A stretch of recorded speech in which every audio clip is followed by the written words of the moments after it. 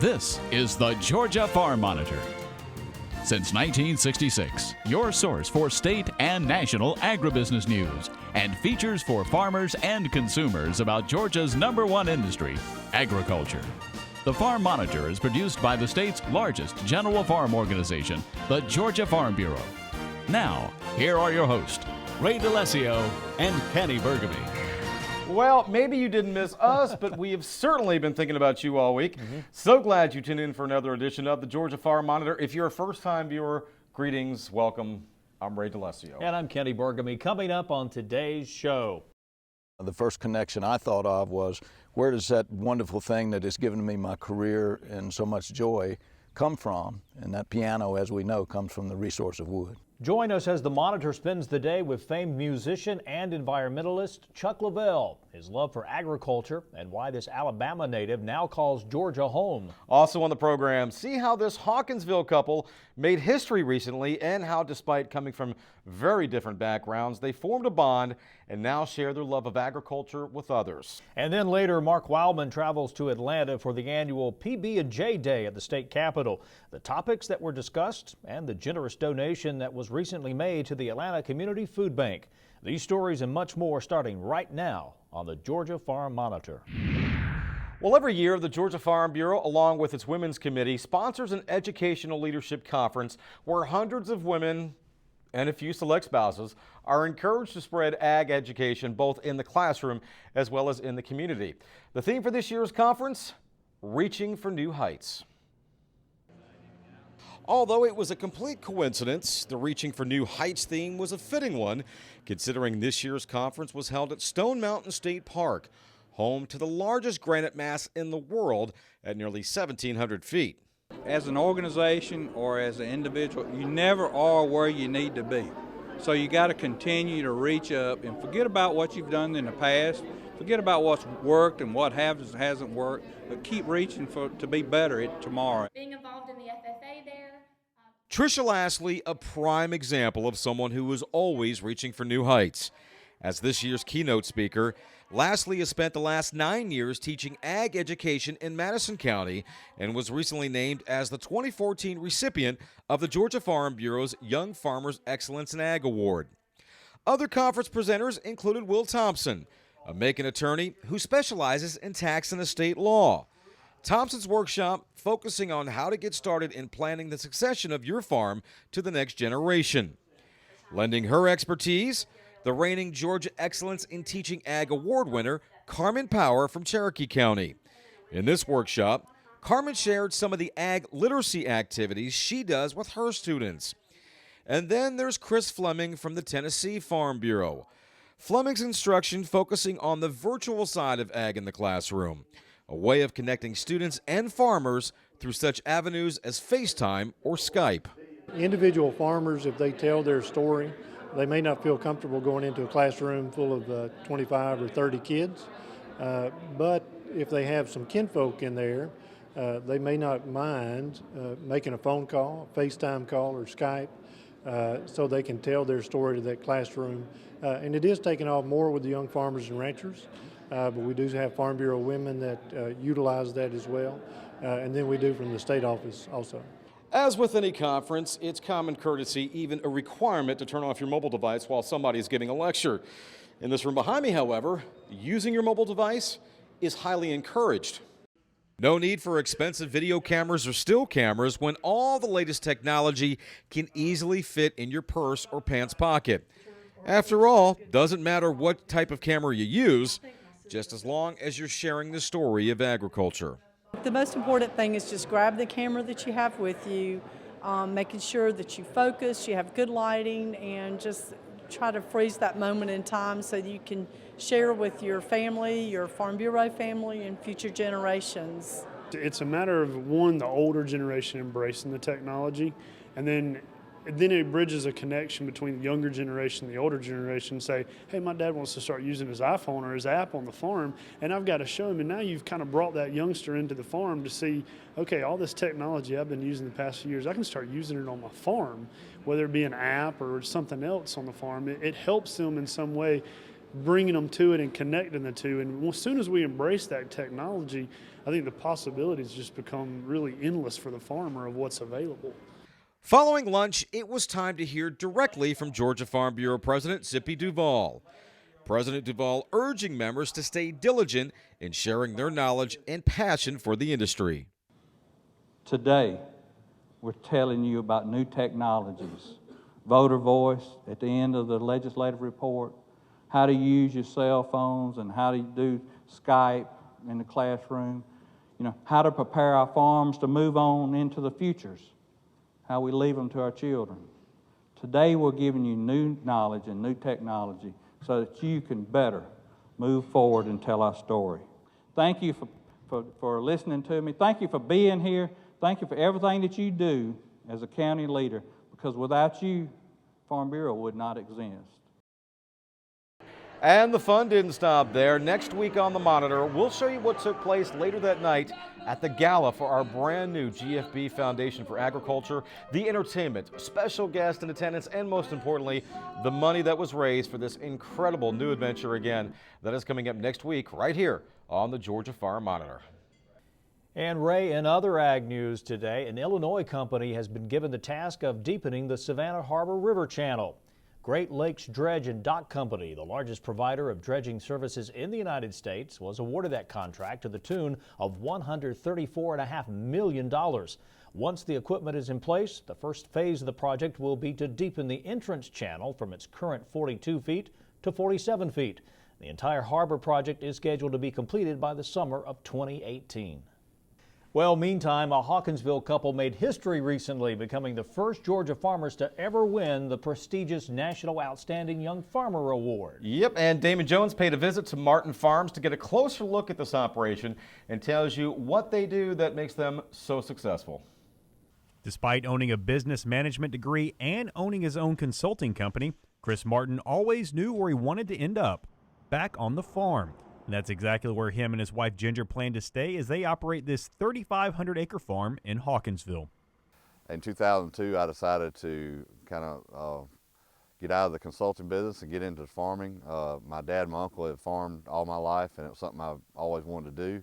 And so I began renting. A couple of brothers decided they wanted to retire, so I started renting their land, and it just kind of grew from there to where it is now. While Chris grew up around farming, the same can't be said for Ginger. So while it was a lifestyle that took some getting used to, it's also a way of life she wouldn't have any other way. We're both from Hawkinsville, but I'm not from a farm family originally, and so it was a lot for me to learn and get used to. The hard work and the commitment, the long hours are not always fun, but the lifestyle, I love the lifestyle. We're down here on the land, and when we have a camp house here, and we hunt and we swim and we fish, and I would not trade anything for the farming lifestyle. And that passion was rewarded recently as the couple became the first farmers from Georgia to win the National Outstanding Young Farmers Award. It was a competition that took many factors into account, including conservation.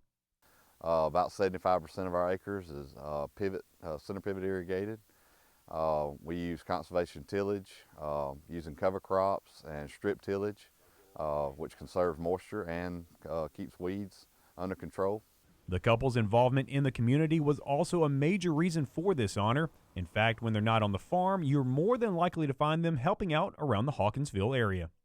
I've done a lot of chaperoning on trips and things like that, and then also we've worked with our local Chamber of Commerce and our local community chest, and Chris and I helped to co-found a pre-K program for Hawkinsville several years ago that has grown and is now very successful. Unlike many farmers, the Martins didn't inherit any of the land they work on today. While building from the ground up can be difficult, here's some advice for young farmers looking to get into the business. Start out, kind of small. That's what I did. I rented a small farm, and I didn't have a whole lot of equipment. Used some older equipment when I first got going. Built some equity up, and then was able to, whenever some land came available, I was able to take advantage of that. So while it might take plenty of hard work and patience, Martin says the rewards are well worth it. I love it. It's a great occupation, being outside, and just being able to grow crops for a living, and being with nature all day, and it's just real rewarding being able to own land and be on the land is a great opportunity. Reporting from Hawkinsville, I'm Damon Jones for the Georgia Farm Monitor. Well, still to come on the Monitor, nothing like a grilled PB&J sandwich to celebrate National Peanut Month. But that's not all they celebrated at the state capitol. We'll explain.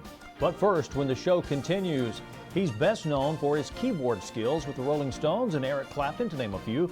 But is it music or his love for the land that drives Chuck Lavelle? Hear for yourself when the Georgia Farm Monitor continues. Portions of this program brought to you by the Georgia Peanut Commission.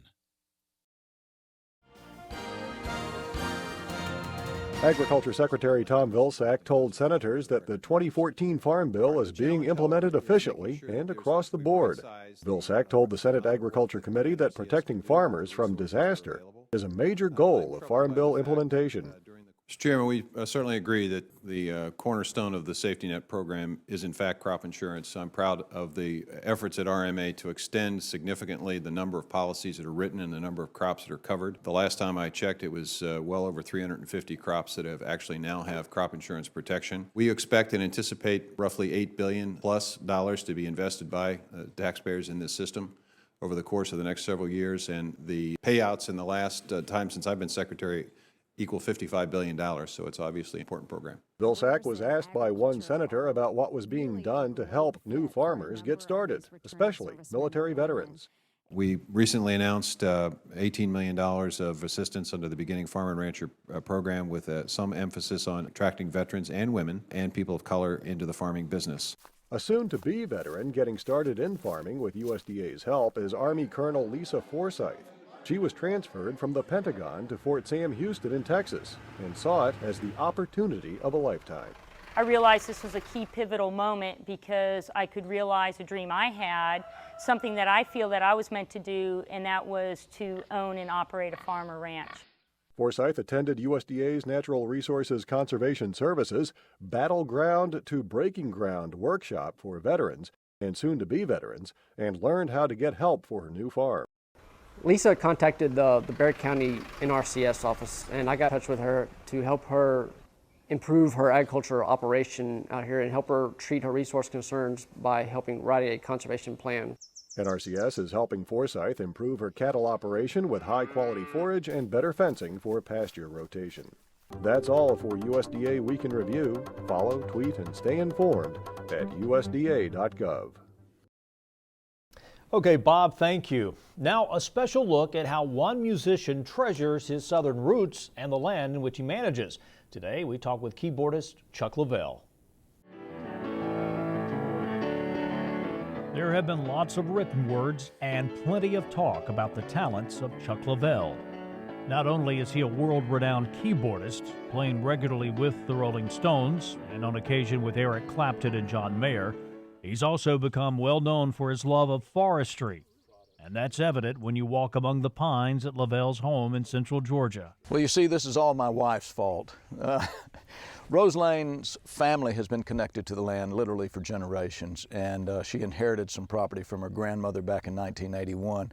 And it just became our responsibility to carry on what we saw as a heritage of stewardship of the land. So forestry seemed to fit my bill quite well. For one thing, the first connection I thought of was, where does that wonderful thing that has given me my career and so much joy come from? And that piano, as we know, comes from the resource of wood. Chuck and his wife, Rosalene White Lavelle, told me they enjoy spending time together at Charlene Plantation and are always looking for ways to improve their surroundings. One way his farm does that is by constantly planting new pine trees. Rosie and I try to get together every day when we're here to do something outdoors, you know, depending on the weather, of course, but we love it. We love being outdoors. I love the physical aspect of it. Helps you keep in shape. It's good for the mind, good for the body, and good for the soul. Chuck said he finds a certain satisfaction in giving back to the community and state that he loves so much. You know, I just believe that working the land, having a family as strong as we have, helps keep you grounded, you know, and those are the really important things in life. It's such a great opportunity for me to be able to go out and play with these wonderful artists, Rolling Stones, Eric Clapton, John Mayer, and others. But when you come back and you're connected to the land, you realize what your priorities are, and this is certainly a priority for us. I asked Chuck how he copes with the travel and grueling schedule of a multi-city musical tour with Mick Jagger and the Stones. You know, sometimes it just drives me absolutely crazy. You know, I'll be out on tour and it's wonderful. You know, you get to visit these great cities and play in front of big crowds and play the music, which is always awesome. But, you know, part of my mind is back here at Charlene Plantation saying, well, did we get enough rain? You know, is everything okay? And so it's a constant thing. It's always on my mind. But I will say this, it's a wonderful balance to be able to do both. The Lavells could live anywhere in the world, but they're proud to call Central Georgia their home. I am just a dyed-in-the-wool Southerner, okay? You know, born and raised in Alabama, Roselane says I defected to come here to Georgia. But, you know, I have roots in the South. The South has been so good to me, and there's nowhere in the world I would live other than right here in Middle Georgia. Just a reminder, if you missed any part of this Chuck Lavelle story or others on today's show, you can still see them in their entirety at our YouTube channel. That's the Georgia Farm Monitor. Once there, browse the archive of stories going back 6 years. That's right, Kenny. And once you're done watching all those informative stories, just keep on clicking and like the Georgia Farm Monitor Facebook page we have set up for you. Hey, if you have a story idea or if you just want to leave us a comment or a suggestion, you can do that as well. Send us a message either on Facebook or at the address you see listed there below. That is news@farm-monitor.com. Now, meantime, the current Congress has an increased focus on enforcement immigration options, and recently the House Judiciary Committee marked up legislation for interior enforcement, which includes E-Verify. Shanika Otterby has more. American Farm Bureau labor specialist Christy Boswell says Farm Bureau can support E-Verify as long as two factors are present. We advocate for a work authorization for those workers. Upwards of 70% of that workforce is unauthorized currently, so you just can't pass the E-Verify muster. Secondly, we advocate for a new guest worker program that's administered by USDA that provides needs for our year-round workforce and our seasonal workforce and much more flexible options for the employers and the workers. Boswell says the Legal Workforce Act would be devastating to agriculture if passed alone. Production would fall $30 to $60 billion. Food prices could rise 5 to 6% with an enforcement-only immigration approach. We ultimately need tandem legislation or an inclusion of an agricultural solution in that legislation for us to support it. Farm Bureau remains committed to working with lawmakers on agricultural labor reform, but opposes standalone E-Verify legislation. Boswell says the harm is too great and the risk too large for E-Verify to move alone without making that opposition clear. Shanika Otterby, Washington. Shanika, thank you very much. When we come back, it's peanut butter jelly time at the state capitol. Why this day is so special to Georgia legislators. That is next when the Georgia Farm Monitor continues.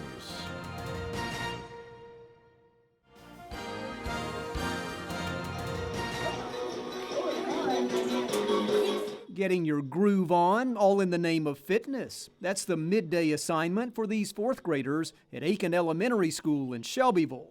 But note who's leading the lesson. Teen 4-H'ers who are part of a program called Healthy Living Ambassadors. It's about how exercise can be fun. Like a lot of people think about running laps, doing push-ups, but this is incorporating into fun activities like, say, a game of hide and seek or, Xbox Connect. That sounds like a plan for Chloe McConnell, who knows it's important for kids her age to get some exercise. Yes, because we need energy to go to school and to do a lot of stuff. There are more than 100 4-H Healthy Living Ambassadors statewide. Across Tennessee, they've reached nearly 40,000 kids with messages about nutrition, fitness, and preventing substance abuse. The Bedford County teens talked to the kids about healthy eating at this meeting, and then later everyone enjoyed a snack of nuts and fruit. 4-H leaders say the younger kids learn a lot here, but there's something in it for the ambassadors as well. The older youth get the benefit of learning leadership skills. They plan out their own lessons. They have to teach in front of the children. They have to gain confidence to stand up in front of them and to actually deliver their programs. Agent Emily Osterhouse says that's the core of what 4-H is about, that kids love helping other kids. There's only about a 5-year age difference between the ambassadors and their audience, but the older ones have classroom cred here. Yeah, they tend to listen pretty well. I remember being a little kid, it was always easier to listen to, like a high school kid because, they were all cool, and then compared to an adult, When the dancing ends, the first question from these kids, can we do that again? The 4-H Healthy Living Ambassadors are bridging the gap between the grade school years and young adulthood. When the message comes from someone you look up to, it just might sink in and stay with you. This is Chuck Denny reporting. Georgia peanuts were on display recently under the Gold Dome in Atlanta. That's right. Peanut Butter and Jelly Day at the state capitol. Always a favorite among Georgia's lawmakers, their staffs, and the general public. The Monitor's Mark Wildman has the story. In Atlanta at the state capitol, Georgia peanuts were on display. At the annual Peanut Butter and Jelly Day event, individuals who walked by were treated to all kinds of Georgia peanuts. There were fried peanuts, boiled peanuts, roasted peanuts, and of course, those tasty grilled peanut butter and jelly sandwiches. The chairman of the Georgia Peanut Commission, Armin Morris, feels it is very important to keep this commodity visible to lawmakers in Atlanta. It's an exciting time for us to come to Atlanta to the Capitol, Peanut Butter and Jelly Day, and of course we want to promote peanuts, and March being the peanut month, and that's what we want to get across to all of Georgia, and that's the reason for coming up here each year at the 1st of March is because it's peanut month, and to promote the peanuts and the Georgia peanut farmers that farm peanuts. So it's a great day. At the event, the industry was honored by a proclamation read by Georgia's Senator John Wilkinson. He is the chairman of the Senate Ag Committee and is very proud of Georgia peanuts and the farmers who grow them. No one realizes any more than I do the impact that the peanut industry has on our state. It makes over a $1 billion contribution to our economy, and all of us can take pride in the fact that Georgia leads the nation in the production of peanuts, and we have the best peanut farmers in America also. From the House side, Vice Chairman of the House Ag Committee, Buddy Hardin, spoke about how important peanuts are to the state's economy. This is an industry that we just would be lost without in the state of Georgia. And I had the privilege for about 25 years of living in Sylvester Worth County, where they have the National Peanut Festival every year. So I feel very close to peanuts. Good things are happening with Georgia peanuts. Because of its high nutritional value and long shelf life, peanuts make an excellent product for food banks. The industry made a sizable donation to the Atlanta Community Food Bank. Thank you so much to the Georgia Peanut Commission and Peanut Proud. I do want to point out that there are 10,000 more jars of these over at the Atlanta Food Bank right now that are being distributed to the 20% families in this state who don't know where their next meal is coming from.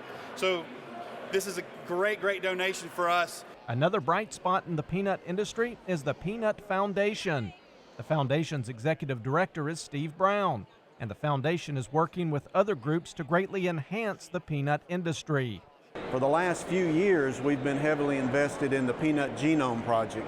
So we're investing a lot of our money in trying to figure out the genome of the peanut, which is going to revolutionize the way breeders breed peanuts in the future, how we incorporate new desirable traits into cultivated peanut. The event gave participants plenty to eat and plenty of knowledge about the benefits of this famous Georgia crop. In Atlanta, I'm Mark Wildman for the Georgia Farm Monitor. All right, Mark, great job, sir. Thank you so much. That is going to do it for this week's edition of the Georgia Farm Monitor. Just a reminder, for all the latest ag info that regards food, great recipes, and what's happening down on the farm, be sure to check out our Twitter, Facebook, and Pinterest pages. You'll stay informed and see what's up in the world of farming, plus the Farm Monitor Show. Take care, everybody. We will see you next week right here on the Georgia Farm Monitor. As always, have a great week.